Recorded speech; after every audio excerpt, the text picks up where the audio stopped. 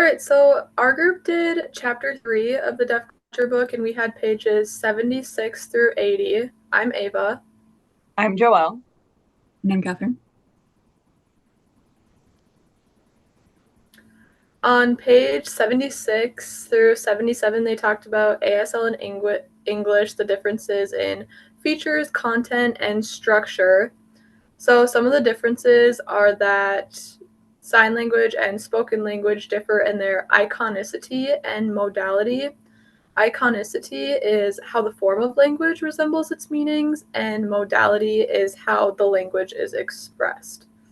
Another way that they differ is through articulators. So, spoken language has articulators in and around the mouth, like in the jaw, tongue, lips, and velum. And then sign language has articulators in the hands and arms. Another difference is that signs are made at a much lower rate. However, they're packed with a lot more information and more meaning in words. And when using voice to speak, you use auditory modality, and when using sign language, you use gestural modality. But some of the key similarities are that both languages have similar acquisition and they use both sides of the brain.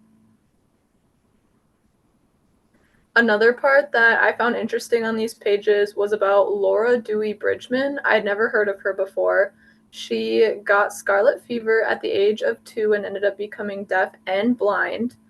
Fortunately, she was educated through tactile sign language and also through the technique of touching an object and then having her teacher mark out the words on raised letter of wood. She lived 50 years before Helen Keller, which I thought was very interesting because I've never heard of her before, and Helen Keller is so popular. But she proved to the world first that deaf-blind students can benefit from education.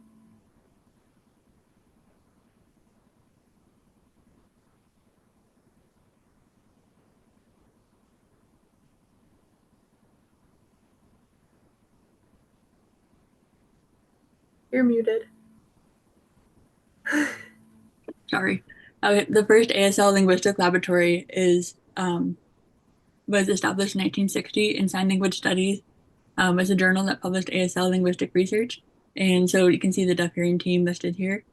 And then during this time, ASL was given academic status by linguists, which just meant that they had more funding and like research opportunities to like fully understand the language.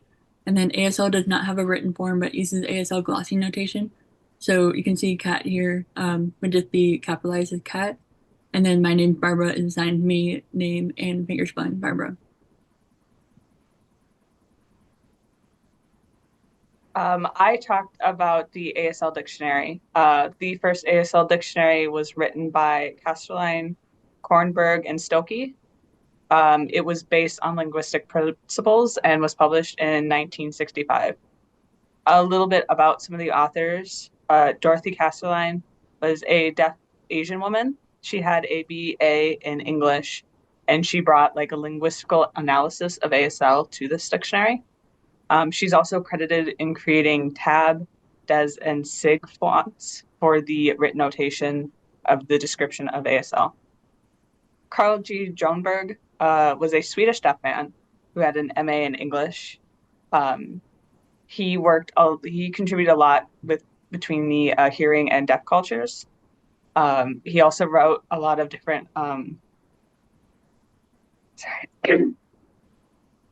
portraits for the deaf community and then regional dialects. After the first ASL dictionary that was published, there were many other dictionaries that were published after that based on either linguistical principles, hand shapes, or sign history and etymology. One of those things is TrueWay ASL that produced videos of the different vocabulary. However, with all these dictionaries, it barely scratched the surface of ASL vocabulary. And like many other languages, ASL can't be translated word from word without losing its meaning. Another thing that was covered in this section was DI or deaf interpreters. They provide interpretation, translation, and transliterations services for deaf, hard of hearing, and deaf-blind people. They work with hearing interpreters, and they bring their personal linguistical, cultural, and life experiences to help with their specialized skills and interact in a range of different communication forms. So, for each of our reflections, I really liked learning about the differences in spoken language and sign language. Before, I had not really taken the time to think about all the differences that go within the two languages, but I thought it was interesting to hear that their differences are referred to as modalities. I'd never heard that term before reading this chapter. And it also seems like there are quite a few similarities, even though the two languages are so different. So I thought that was really interesting to hear. I enjoyed learning more about the authors who created the first ASL dictionary and just how they chose to lay out that format. Before reading this, I knew a little bit about DIs, but I didn't fully understand it until now. I think that the rise of DIs are very important in expressing and preserving deaf culture. And then for me, I had never heard about things like modalities and articulation for things like spoken languages. So it was interesting for me to learn about that and also how it applies to ASL.